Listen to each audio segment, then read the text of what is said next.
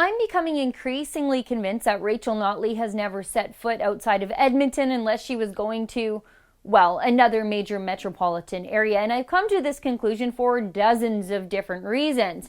For example, when Notley wrote Bill 6, our farm unionization law, she showed us all that she thinks calves are born during bankers' hours. When she wrote her plan to phase out coal, she never seemed to take into account what it would do to the employment rates in Alberta's rural coal communities.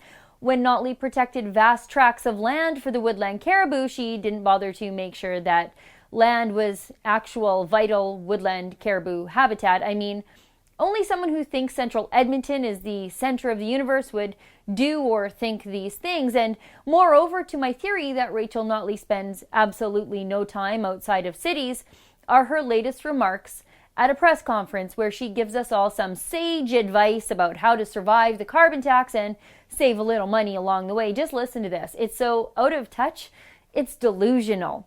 It's not just a question of having a more fuel-efficient vehicle. It could sometimes be a question of taking a bus, walking, those kinds of things in terms of the patterns of fuel use that people engage in.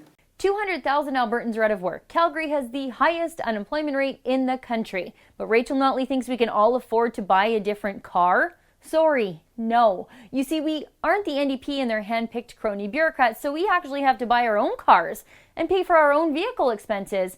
And Rachel Notley, well, she buys her people SUVs and not smart cars.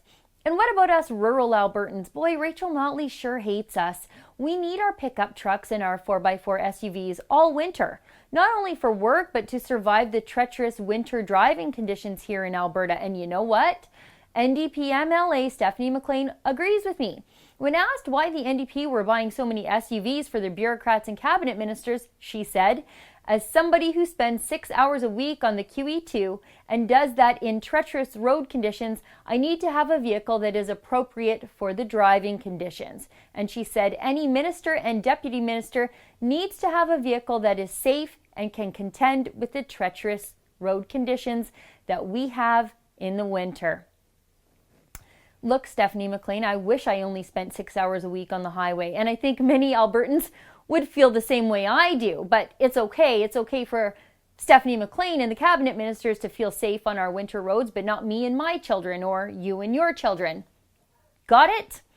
I mean, I'll be okay. I've got a chuck wagon and I'll just have to take up snowshoeing in the winter, but I don't know what the rest of the 700,000 Albertans who live outside of a major metropolitan area are going to do. They can't all fit in my chuck wagon. For the Rebel.media, I'm Sheila Gunn-Reid. I'm fighting Rachel Notley's carbon tax till the bitter end. Go to stopthecarbontax.com and sign our petition.